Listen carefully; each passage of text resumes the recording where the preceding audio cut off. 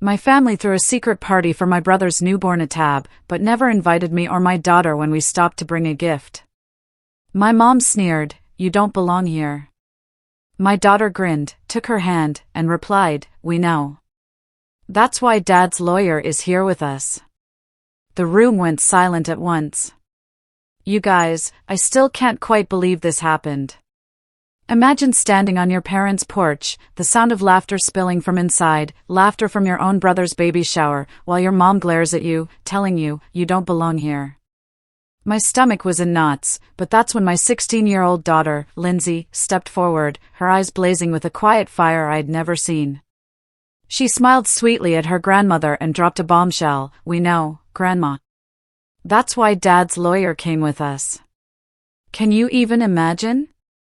A lawyer at a baby shower. You just have to know what happened next, right? My name is Heather. I'm 34 now, and this whole crazy story started way back.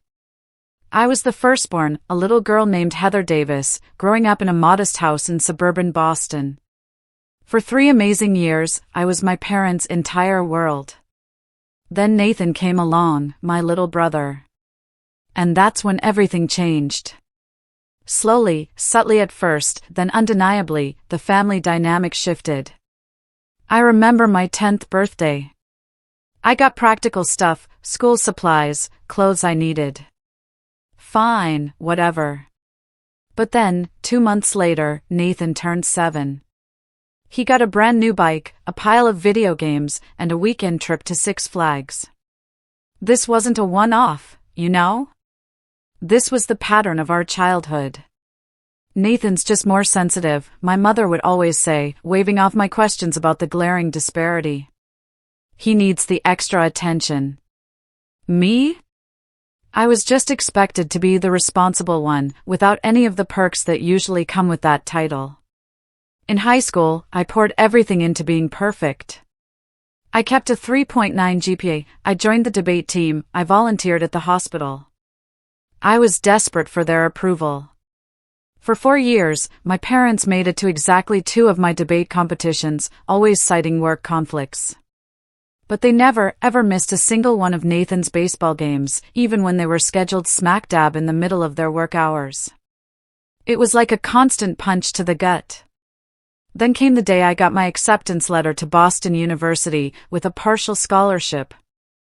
I was bursting with pride, racing home to share the news. I found my parents in the kitchen, practically fawning over Nathan's C+ in algebra, a huge improvement from his D. When I announced my college news, my mother barely glanced up. "That's nice, honey," she said. "We'll talk about it later. We're celebrating Nathan's progress right now." We never did talk about it later. That sting, it never really went away. The summer I turned 18, right after graduation, my world turned upside down again. I found out I was pregnant. Marcus Williams, my boyfriend of 2 years, disappeared within a week of me telling him. My parents' disappointment was a physical thing in the air. "We expected more from you, Heather," my father said, his voice heavy with judgment. "You've always been so responsible." It was the first time they'd ever acknowledged that quality in me, and it was to throw it back in my face. But here's the kicker, over the next few months, while they froze me out, they somehow reconnected with Marcus. He was visiting them, spinning his story, painting himself as overwhelmed but well-intentioned. And my parents? They sympathized with him more than with their pregnant daughter. "He's just young and scared," my mother defended. "You should give him time." I didn't have time. I had a baby coming. I had college plans to completely redo. While other expectant mothers had baby showers and support, I had silence and disapproval. Lindsay was born that February, a beautiful 7-pound miracle with her father's dark curls and my green eyes. My parents came to the hospital, but it was a quick, awkward visit. They held her like she was evidence of my failure, not their first grandchild. It was crushing. I deferred my college acceptance, working 2 jobs to care for Lindsay. My neighbor, Mrs. Jenkins, a retired teacher, showed more genuine interest in my daughter than my own parents did. The next year, I started nursing school, working part-time, fueled by pure exhaustion and the absolute certainty that Lindsay would never feel the sting of conditional love that had defined my entire childhood. Meanwhile, Nathan dropped out of community college after one semester. My parents? College isn't for everyone, they'd shrug. He lived at home until he was 25, hopping between jobs that never lasted. Still, he remained the golden child. Lindsay, though, she was bright. Perceptive. Even as a little girl, she noticed. "Why doesn't Grandma put my drawings on the refrigerator like she does with Uncle Nathan's birthday cards?" she asked me once. What could I say? Some people just show love differently, I told her, but we both knew that wasn't the real issue. It was favoritism, plain and simple. Despite everything, I kept trying. I invited them to Lindsay's school plays, sent photos of her achievements, called regularly. I wanted Lindsay to have grandparents, even imperfect ones. But as the years passed, the pattern only deepened, casting its painful shadow over my daughter now too. By the time Lindsay turned 15, I was a nurse practitioner at Boston Medical Center. All those years of juggling work, school, and single motherhood had paid off professionally. I had a comfortable apartment in Somerville, reliable childcare, and the stable home I'd always wanted for Lindsay. And Lindsay? She was incredible. Self-possessed, driven, with a confidence I never had. At 16, she was already taking AP classes, looking at pre-law programs. "I want to help people who don't have anyone on their side," she told me once, a statement that felt both innocent and incredibly pointed. Nathan's life finally seemed to get some traction when he met Rebecca Thompson at 28. She came from a wealthy family with connections that helped him land a job at her father's investment firm. Within a year, they were engaged. My parents were ecstatic. "Rebecca's been such a positive influence on Nathan," my mother gushed during one of our rare phone calls. "She's really helped him find his potential." I bit back the obvious retort. Nathan had been given every opportunity to find his potential for years, while I'd clawed my way forward without a shred of support. Instead, I just said, "That's wonderful. I'm happy for them." The wedding was this huge, elaborate affair. Lindsay and I got an invitation, but our names were misspelled, of course. During the reception, my parents spent the whole evening introducing Rebecca's family to distant relatives, but somehow never found a single moment to introduce them to their only daughter and granddaughter. A year later, Rebecca announced her pregnancy. My parents' excitement hit new heights. My mother called me specifically to share the news, which was rare. "Nathan's going to be a father," she said, her voice trembling. "Can you believe it? We're finally going to be grandparents." The words hit me like a physical slap. "Mom," I reminded her quietly, "you've been a grandparent for 16 years. "Oh, you know what I mean," she dismissed, annoyed. This is different. And somehow, in her mind, it was. Despite the hurt, I genuinely tried to be supportive. I texted Rebecca congratulations, offered advice from someone who'd been through pregnancy. Her reply was polite but distant, "Thanks. But I've got a great obstetrician, and my mom's been through this 3 times. Ouch. Over the next few months, my parents became even more elusive. Calls went to voicemail. Conversations were brief, distracted. Twice, I stopped by unannounced with cookies Lindsay had baked, only for them to hurry me out the door with vague excuses. "They're hiding something," Lindsay observed after our second rushed visit. I tried to brush it off, "They're probably just busy with work." But Lindsay pointed out, "Grandpa's retired, Mom." And they were both in casual clothes, not dressed for any appointment. The weird behavior continued. Once, I called and clearly heard my mother say to someone in the background, "It's just Heather. I'll get rid of her quickly," before she came back on the phone all chipper, "Sorry about that. Just organizing some papers." Another time, my father said, "Don't mention Saturday to her," before my mother shushed him. Lindsay became increasingly protective. During a family dinner they couldn't reasonably avoid, my father mentioned a new restaurant they'd tried last weekend.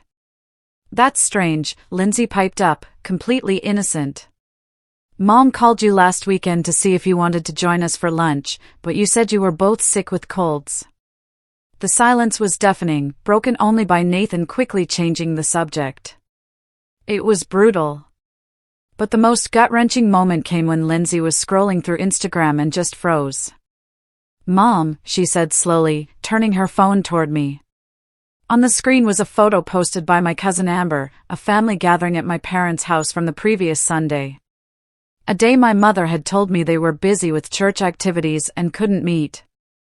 The image showed my parents, Nathan and Rebecca, all my aunts and uncles, and various cousins, gathered around a barbecue in my parents' backyard. The caption read, "Sunday fun with the fam. So excited for baby boy Davis coming soon. Hashtag family time, hashtag baby Sinway." "Did you know about this?" Lindsay asked, her voice tight with hurt. I just shook my head, a lump in my throat so big I couldn't speak. This wasn't a casual drop-in. This was a planned family event. Every single relative was there. Except us. Lindsay's face hardened. "This isn't right," she declared. "Someone needs to say something." The very next day, she called her grandparents directly, something she rarely did. "Why weren't Mom and I invited to the family barbecue?" she asked my mother, without preamble. "Oh, Lindsay," my mother fumbled, "it was just a last-minute thing. Nothing formal." "Last minute with 20 people?" Lindsay challenged. "There's a hashtag and everything. Cousin Amber's post has all the details planned out." My mother stammered, "Well, we thought your mother would be working, and teenagers don't usually enjoy those family things." Lindsay cut her off. "Mom had Sunday off. You know that because she invited you for lunch. Remember, the lunch you said you couldn't attend because of church?" My mother sighed. "Lindsay, sometimes adults have complicated reasons for the things they do." "I'm old enough to recognize a lie," Lindsay interrupted, a steel in her voice I'd never heard before. "And I'm old enough to notice that you and Grandpa treat Mom differently than Uncle Nathan. Always have." She hung up before my mother could respond. I was torn between immense pride in my daughter's loyalty and pure anxiety about the confrontation. When my mother called me later to complain about Lindsay's disrespect, I found myself defending my daughter. She asked a fair question, "Mom. Why weren't we invited?" "It wasn't that kind of gathering," she insisted. "It wasn't right for you." "Not right for your daughter and granddaughter," I pressed, "but right for second cousins we see once a year?"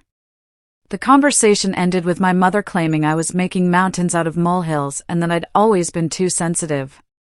I tried to push the hurt aside, to focus on work, on Lindsay's college applications. But the pattern continued, family events we learned about only through social media, celebrations we were deliberately excluded from. A growing, solid wall was forming between us and the rest of the family. Then, I was at the clinic organizing patient files, when my phone buzzed. A text from Aunt Judith, my mother's sister.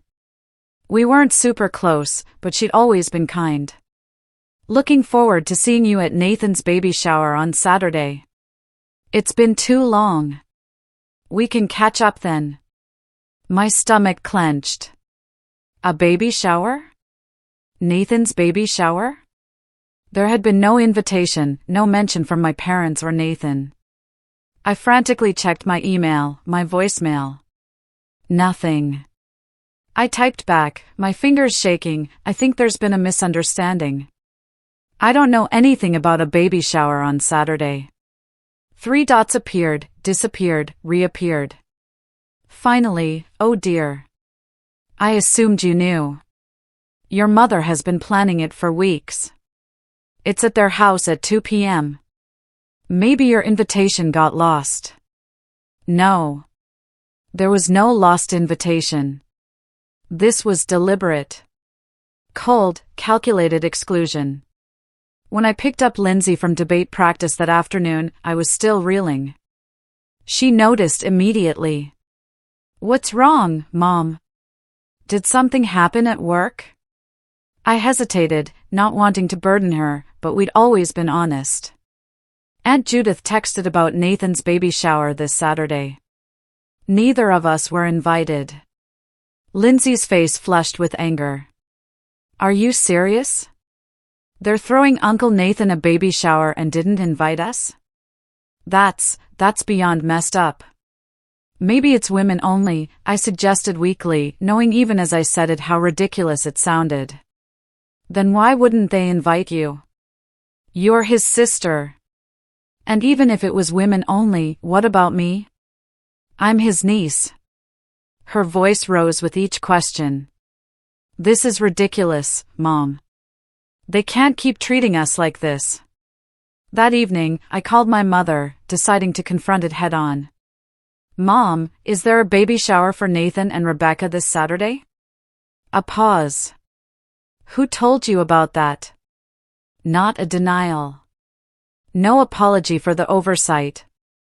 Just annoyance that I'd found out. "Does it matter? Why wasn't I invited to my own brother's baby shower?" "It's just a small gathering," she said dismissively. "Rebecca's mother organized it with me. Very intimate. Intimate enough for Aunt Judith to be invited from Rhode Island, but not intimate enough for your daughter and granddaughter who live 20 minutes away? Heather, please don't make this difficult. Rebecca wanted certain people there. And well, you two have never been close. And whose fault is that?" I asked, my voice cracking despite my efforts to stay calm. "You've never given us the chance to be close." "This isn't about you," my mother said firmly. "This is Nathan and Rebecca's special time. Not everything revolves around your feelings." After hanging up, I just collapsed on my bed, tears flowing freely. Lindsay found me there, sitting beside me, her arm around my shoulders. "We should go anyway," she said suddenly. I looked up, wiping my eyes. "What?" "We should go to the shower. Show up with a nice gift. Make them face what they're doing." "Lindsay, we can't crash a party we weren't invited to." "It's not crashing when it's family," she insisted. "What are they going to do? Turn us away at the door in front of everyone? That would show exactly who they really are." I hesitated. Part of me wanted to take the high road, to be the bigger person, as I'd always tried to be. But another part, the part that had swallowed hurt after hurt for decades, wanted to stand up for once. "Let's think about it," I finally said. The next day, I went shopping during my lunch break. I picked out a beautiful handmade wooden crib mobile for the baby. It was expensive, but tasteful. Something that showed genuine care, despite our exclusion. I even wrote a heartfelt card, expressing my excitement about becoming an aunt. By Saturday morning, my decision was made. We would go. Briefly. Drop off the gift. And leave. No confrontation, no scene, just a quiet reminder that we existed and cared, despite everything. As we got ready, Lindsay was unusually quiet, glued to her phone. She excused herself, making a hushed call from her bedroom. When she emerged, there was a determined set to her jaw that reminded me so much of myself at her age. "Everything okay?" I asked. "Everything's fine," she said with a smile that didn't quite reach her eyes. "Just confirming something." We drove to my parents' house in relative silence. As we turned onto their street, I saw the cars lining both sides. Aunt Judith's SUV from Rhode Island, Uncle Robert's red pickup from New Hampshire, cousins from all over Massachusetts. Everyone had made the effort to attend. Everyone had been welcome. Except us. Lindsay squeezed my hand. "Remember, Mom. We're just dropping off the gift. We don't need to stay where we're not wanted." As we approached the front door, I could hear the laughter and conversation inside, the unmistakable soundtrack of a family celebration. Lindsay carried the beautifully wrapped package. I tried to steady my breathing. I rang the doorbell, and for a moment, I considered turning and running back to the car. But Lindsay stood firm beside me, and I found strength in her presence. When the door opened, I saw the exact moment my mother's expression shifted from hostess smile to shocked displeasure. "Heather? Lindsay? What are you doing here?" My mother stepped onto the porch, partially closing the door behind her, as if to shield the happy gathering inside from our unwelcome presence. Behind her, I caught glimpses of blue decorations and a banner reading, "It's a boy." "We brought a gift for Nathan and Rebecca's baby," I said, keeping my voice steady despite my thundering heart. Lindsay held up the package as evidence of our good intentions. My mother's eyes darted nervously to the gift, then back to my face. "You shouldn't have come. You weren't invited." The words, spoken so plainly, cut deeper than I'd expected. Even after years of subtle exclusion, hearing it stated so boldly took my breath away. "I'm aware we weren't invited, Mom. We just wanted to drop this off for the baby. We won't stay." "You don't belong here, Heather," she continued, her voice lowered but firm. "This is a special day for Nathan and Rebecca. Please don't make it about you." I felt tears threatening, but I blinked them back. "I'm not trying to make it about me. I'm trying to be a good sister and aunt, despite being deliberately excluded from a family event." By now, our conversation had drawn attention. Faces appeared in the window. Curious relatives trying to see what was happening on the porch. The front door opened wider and my father stepped out, looking incredibly uncomfortable. "Karen, what's going on?" he asked, then froze when he saw us. "Heather? Lindsay? This is unexpected." "We brought a gift for the baby," I repeated, my voice smaller now. Behind my father, Nathan appeared with Rebecca, her 7-month pregnant belly prominent beneath a blue maternity dress. Nathan's face registered surprise, then guilt, then a quick glance at our parents. "Heather, what are you doing here?" he asked, echoing our mother. "Apparently making a huge mistake," I said, the hurt finally breaking through my composed facade. "We just wanted to give you this, but it seems we're not welcome, even for that." Rebecca looked confused, her hand protectively over her belly. "I don't understand. Why wouldn't you be welcome?" Before anyone could answer, more family members had gathered in the doorway and on the porch, creating an audience for our humiliation. Aunt Judith stepped forward, her face flushed with embarrassment. "Heather, I'm so sorry. I thought you knew about the shower when I texted you." "Clearly, I wasn't supposed to know," I replied, unable to keep the bitterness from my voice. The silence that followed was deafening. No one spoke up to contradict me. No one, not my brother, not my father, not a single relative, said, "Of course you should be here." Their silence confirmed what I'd always known but tried to deny. I was an outsider in my own family. I turned to leave, my dignity in tatters, determined not to break down in front of them. "Come on, Lindsay, let's go." But Lindsay didn't move. Instead, she stepped forward, her chin raised in defiance. "Actually," she said, her voice clear and strong, "I think we should stay." My mother frowned. "Lindsay, this isn't appropriate. You need to leave with your mother." Lindsay smiled. A calm, confident smile that seemed beyond her 16 years. "We know we don't belong here, Grandma. That's why Dad's lawyer came with us." "Lawyer? What lawyer?" My father's voice rose sharply. As if on cue, a man in his 40s, wearing a tailored suit, approached from the street where he'd apparently been waiting in a parked car. He carried a leather briefcase and wore an expression of professional detachment. "Good afternoon," he said, climbing the porch steps. "My name is James Winters, attorney at law. I represent Marcus Williams in matters concerning his daughter, Lindsay Williams Reynolds, and her mother, Heather Reynolds." My mother's face drained of color. Marcus? What does he have to do with this? I was equally confused. Marcus had been absent from our lives since before Lindsay was born. I turned to my daughter, questions forming on my lips, but she gave me a look that silently asked for trust. The lawyer continued. I believe we should discuss this matter inside, unless you prefer to have this conversation in view of the entire neighborhood. My father hesitated, then grudgingly stepped aside. Fine, but this is completely unnecessary and inappropriate. As we entered the house, the festive atmosphere had completely evaporated. Relatives whispered amongst themselves, some looking embarrassed, others just plain curious. The gifts piled on a table, the cake with welcome, Baby Davis in blue frosting, the streamers and balloons, all served as evidence of the celebration we'd been deliberately excluded from. Nathan approached me, speaking low. Heather, I didn't know you weren't invited. I assumed Mom had told you. I just looked at him. Years of hurt made it impossible to accept this weak excuse. You never checked? You never asked why your only sister wasn't at your baby shower? You never thought that was strange?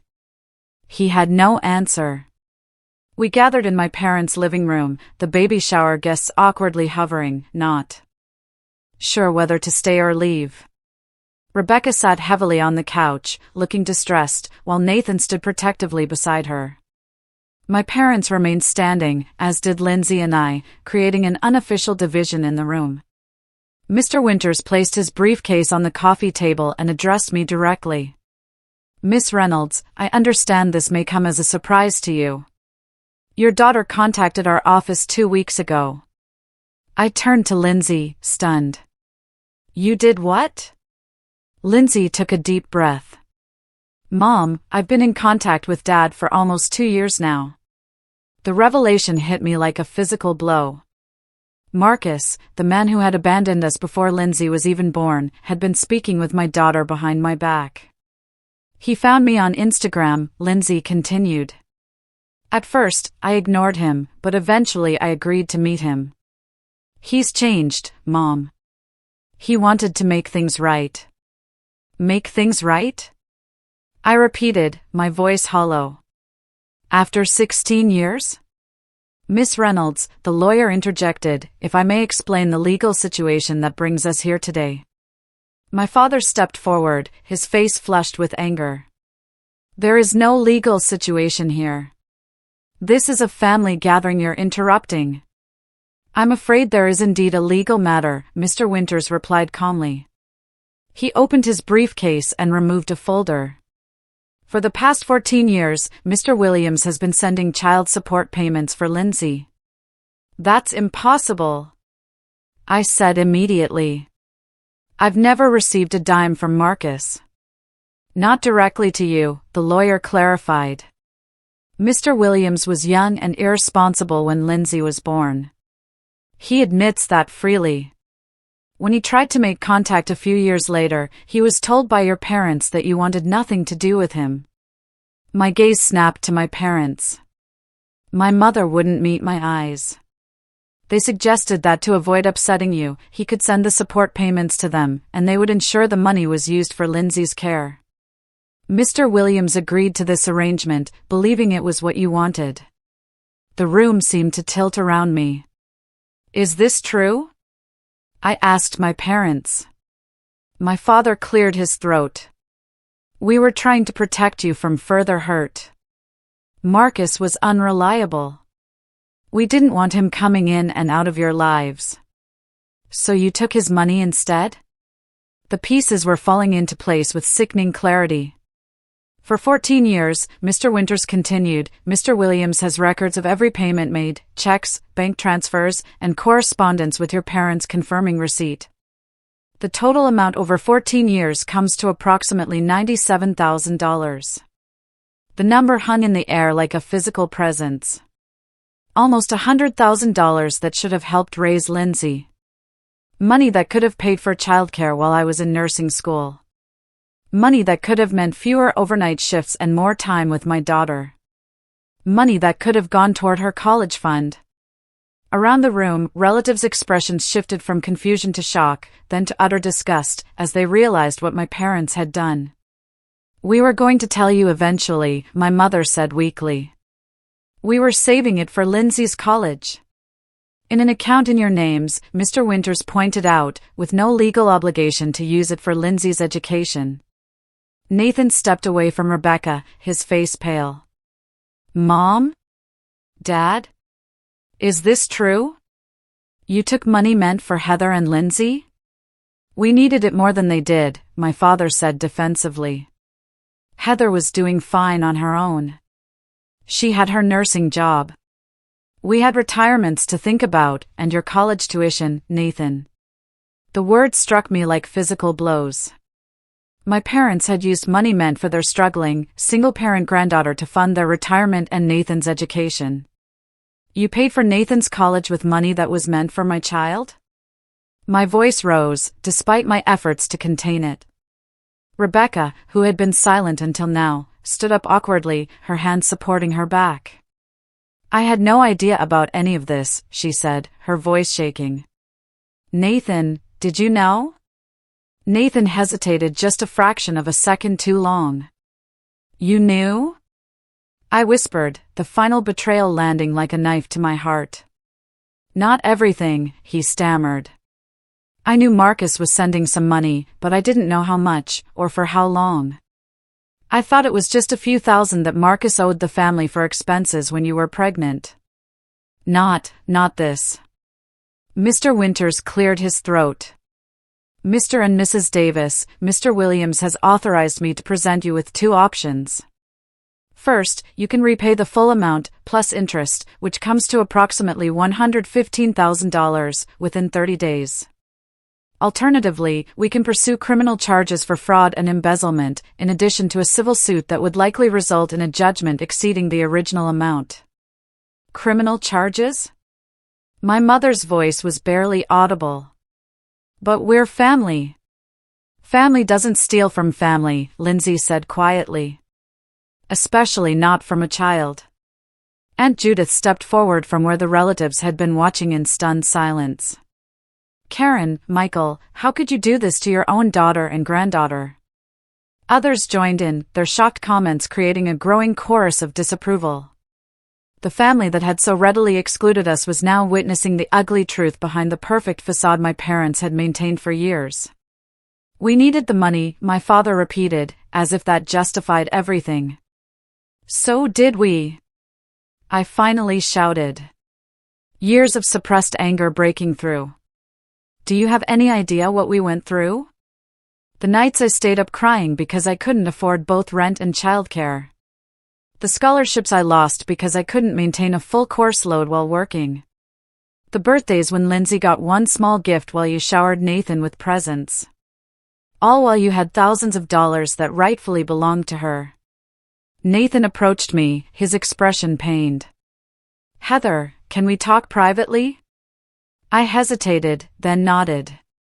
We stepped into the kitchen, away from the chaos. "I swear I didn't know the full extent of this," he said immediately. "I knew Dad helped me with tuition money that came from Marcus, but he told me it was just a few thousand that Marcus owed the family for expenses when you were pregnant." "And you never questioned that? Never thought to ask me?" "I should have," he admitted. "I was selfish. It was easier not to ask questions when things were going my way." I studied my brother's face. The brother who had always been chosen over me, who had benefited from my exclusion his entire life. Yet, I saw genuine remorse in his eyes. "I'm sorry, Heather," he said, "for everything. For never standing up for you, for accepting their favoritism, for taking what should have been Lindsay's." Before I could respond, Rebecca appeared in the doorway, her face streaked with tears. "Heather, I had no idea you weren't invited to the shower. When your mother said she'd handle the guest list, I assumed that included you. I'm so sorry." Her apology seemed sincere, but it was a drop in the ocean of what had been revealed today. "I think we should go," I said, suddenly exhausted by all of it. When we returned to the living room, Mr. Winters was explaining the repayment terms to my ashen-faced parents. Lindsay stood beside him, looking simultaneously. Younger and older than her 16 years, a child who had been wronged, a young woman taking action to right that wrong. "We'll leave now," I announced. "Mr. Winters has our contact information for arranging repayment." "Heather, please," my mother began. "We can explain." "I think you've explained quite enough," I interrupted. "Enjoy the rest of the shower." As we turned to leave, Lindsay placed the gift we'd brought on the table with the others. "Congratulations on the baby, Uncle Nathan," she said softly. The drive home was quiet, the lawyer following in his car behind us. When we arrived at our apartment, Lindsay finally broke the silence. "I'm sorry I didn't tell you about Dad. I wanted to make sure he was serious about making things right before I got your hopes up." I reached across to squeeze her hand. "You have nothing to apologize for. You did what I should have done years ago. Stood up for us." The baby shower dissolved into chaos after we left, according to Aunt Judith, who called me the next day. Most guests departed quickly, uncomfortable with what they'd witnessed. My parents tried to salvage the celebration, but the damage was done. The festive atmosphere had been permanently tainted by the revelation of their deception. "I had no idea they were capable of something like this," Aunt Judith said, her voice still reflecting her shock. "Taking money from their own granddaughter. It's unconscionable." In the days that followed, family members reached out one by one, aunts, uncles, cousins I hadn't spoken to in years. Some called to express outrage on our behalf, others to distance themselves from my parents' actions, and a few to admit they'd noticed the disparity in how we were treated, but had never spoken up. "We should have said something," my Uncle Robert admitted during his call. "We saw how they favored Nathan, but we told ourselves it wasn't our place to interfere." "I'm sorry, Heather." My parents attempted damage control, calling relatives to give their version of events. According to them, they had only borrowed the money temporarily and had always intended to give it to Lindsay eventually. Few seemed convinced. 3 days after the shower, Nathan called and asked to meet for coffee. I agreed, though part of me wanted to refuse. We met at a small cafe halfway between our homes. He looked tired, with dark circles under his eyes. "Rebecca's been crying since Saturday," he said after we'd settled. "She feels terrible about everything. She had no idea you weren't invited to the shower. Mom told her you were busy with work and couldn't make it." "And you?" I asked. "What did you think when you didn't see me there?" He had the grace to look ashamed. I noticed, but I didn't question it. That's been the pattern my whole life, not questioning when things went my way. He ran a hand through his hair. "I've been thinking about everything. All the times they chose me over you. All the opportunities one got that you didn't. The money. The money that should have gone to your niece," I finished for him. "Yes." He looked me directly in the eyes. "I want to make it right, Heather. I've talked to Rebecca, and we agree. Whatever Mom and Dad can't pay back, we will." I hadn't expected this. "That's not your responsibility, Nathan. Maybe not legally, but morally. I benefited from their favoritism my entire life. I got the college education that Lindsay's money helped pay for. I can't change the past, but I can try to fix this part of it." We talked for nearly 2 hours. Really talked. Perhaps for the first time as adults. Nathan admitted he'd always known our parents treated us differently, but had accepted it as normal because it benefited him. He confessed to feeling inadequate beside my achievements, which had made it easier to accept their preferential treatment as something he needed. "I always thought you were the strong one," he said. "You didn't seem to need their approval the way I did." "I needed it just as much," I told him. "I just stopped expecting it." When we parted, something had shifted between us. Not forgiveness exactly, the wound was too fresh for that, but perhaps the beginning of understanding. That evening, my parents showed up unannounced at our apartment. Lindsay answered the door and immediately called for me, her voice tight with tension. "We need to talk," my father said when I appeared, without lawyers or audiences. I hesitated, then let them in, though Lindsay refused to leave my side. "We've been thinking about everything," my mother began once we were seated in the living room. "We made a terrible mistake. We never meant for it to go on so long." 16 years is more than a mistake, I said quietly. It's a choice. Multiple choices, made every day for 16 years. We needed the money when it first started coming, my father explained. The economy was bad, my hours were cut, and Nathan needed braces. We told ourselves we'd pay it back, but then there was his college tuition, and our mortgage. And my struggles didn't matter, I asked. The times I had to choose between paying the electric bill and buying Lindsay new shoes. The night classes I took while 8 months pregnant because I couldn't afford to take a semester off. We thought you were managing, my mother said weakly. Because I had to. My voice rose despite my efforts to remain calm. Not because it was easy, not because we didn't need that money, but because I had no choice but to manage. My parents looked at each other, a silent communication passing between them. My father cleared his throat. We've spoken to our financial advisor. We can liquidate some investments to repay about half the amount immediately. The rest we'd need time. That's between you and Mr. Winters, I replied. I'm not involved in the legal aspects. And beyond the money, my mother asked hesitantly. Can we fix this? Can we be a family again? Lindsay spoke before I could. A family doesn't do what you did. A family doesn't steal from a child or exclude people from celebrations. A family doesn't consistently choose one member over another. My mother's eyes filled with tears. We love you both. We made terrible mistakes, but we love you. Love without respect isn't love, I said, finally articulating what I'd felt for years. Love without actions to back it up is just an empty word. They left with no resolution, no tearful reconciliation, no promises of a healed relationship. Just the beginning of a financial restitution that could never truly compensate for what had been taken from us. Not just money, but belonging, security, and trust. The following week, I finally met with Marcus. The first time I'd seen him since he walked out 16 years ago. Lindsay had arranged the meeting at the same cafe where I'd met Nathan. Marcus had aged well, his youthful cockiness replaced by a quieter confidence. He was married now, with 2 young sons, and worked as an architectural engineer. I don't expect forgiveness, he said after an awkward greeting. What I did was unforgivable. Then why come back now? I asked. I've been in therapy for years, he explained.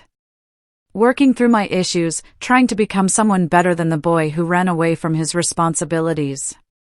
When my first son was born, it hit me hard, what I'd missed with Lindsay, what I'd taken from both of you.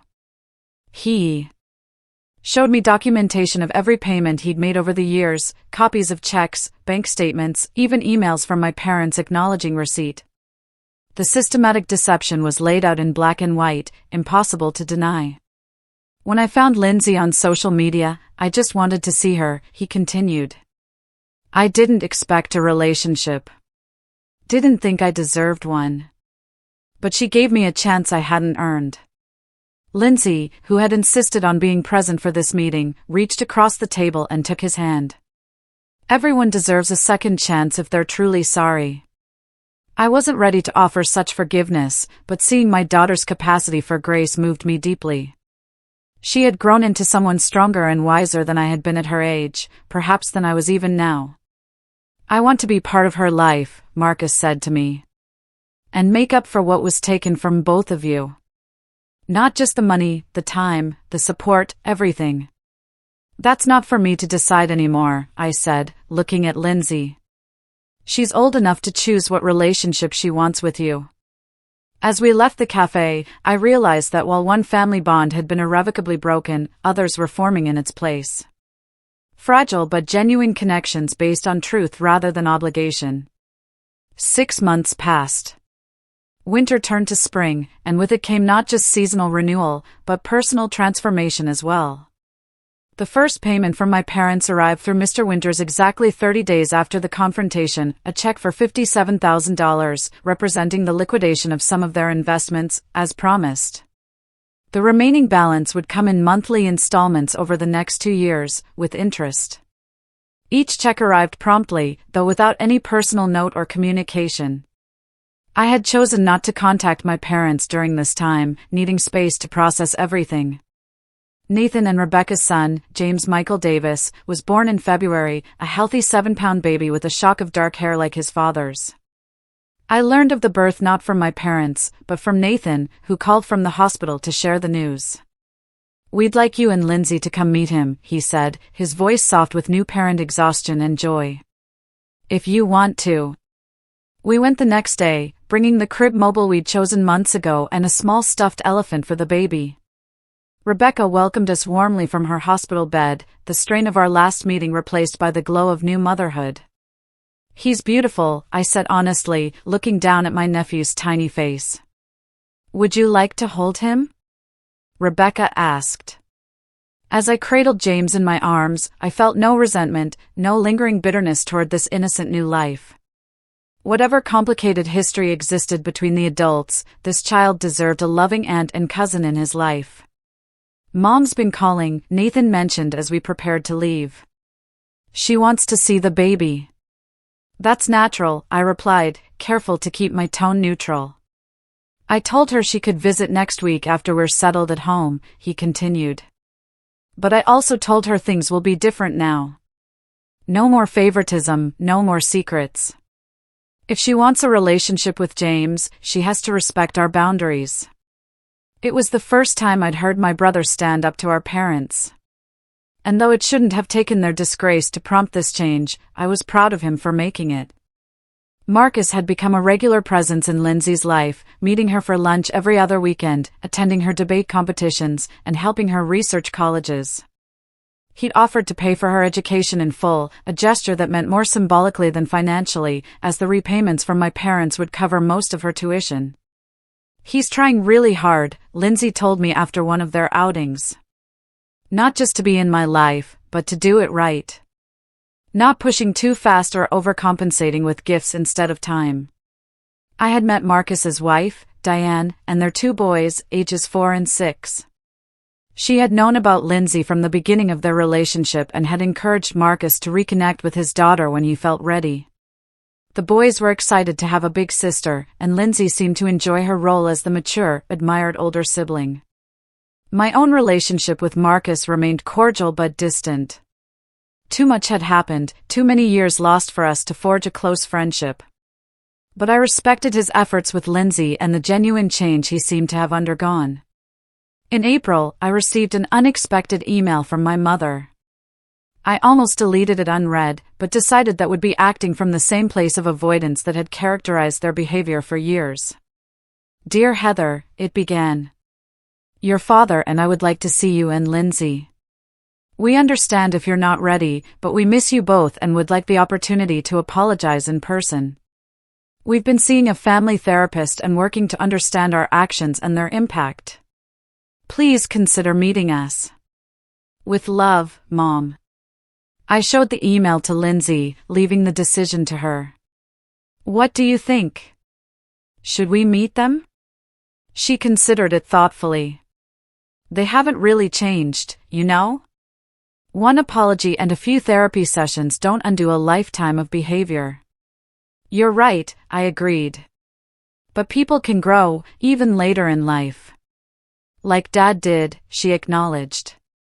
"But he put in years of work before reaching out to me. He didn't expect immediate forgiveness." In the end, we declined the meeting. Not out of spite or an inability to forgive, but because true reconciliation required more than words. It required demonstrated change over time. I drafted a response explaining this, suggesting that perhaps in the future, after more healing on both sides, we might reconsider. "Real relationships are built on respect and honesty," I wrote. "Those foundations need to be established before we can move forward." As spring turned to summer, Lindsay received acceptance letters from several prestigious universities. She ultimately chose Boston University, my alma mater, with plans to study pre-law. The money that should have supported her throughout childhood would now fund her education. A fitting, if belated, use of what had been taken from her. "I want to become the kind of lawyer who helps people stand up for themselves," she told me as we celebrated her decision. "Like Mr. Winters did for us." I looked at my daughter, this remarkable young woman who had found the courage to confront injustice when I had accepted it for too long, and felt a pride so profound it brought tears to my eyes. "You're already helping people stand up for themselves," I told her. "You helped me." Life continued to evolve in unexpected ways. Nathan and Rebecca moved to a house closer to our apartment, making it easier for us to be part of James's life. Marcus's sons occasionally joined Lindsay's weekend visits, creating a blended family dynamic I never could have imagined. My parents continued to make their monthly payments, but respected our wish for distance. Occasionally, Nathan would mention them, that they were still in therapy, that they asked about us, but he never pressured us to reconnect. The most surprising change came from within me. The anger and hurt that had been my constant companions for so long gradually began to loosen their grip. Not because what had been done was forgivable, but because holding on to that pain no longer served me or Lindsay. I realized that true healing wasn't about reconciliation with those who had wronged us. It was about reclaiming our own worth, establishing healthy boundaries, and creating a life filled with genuine connections. 1 year after the confrontation at the baby shower, Lindsay and I hosted a graduation party at our apartment. Nathan and Rebecca came with baby James. Marcus attended with Diane and the boys. Friends from work and Lindsay's debate team filled our small living space with laughter and conversation. Noticeably absent were my parents, but their absence no longer defined us. We had created our own family, not bound by obligation or blood alone, but by choice, respect, and love. As I watched Lindsay surrounded by people who truly celebrated her achievements, I realized we had both finally found what we had always deserved, a place where we unquestionably belonged. Have you ever had to create boundaries with family members who didn't treat you right? What helped you heal from family betrayal? Tell me your stories in the comments below. I really want to know what you think and what your experiences have been.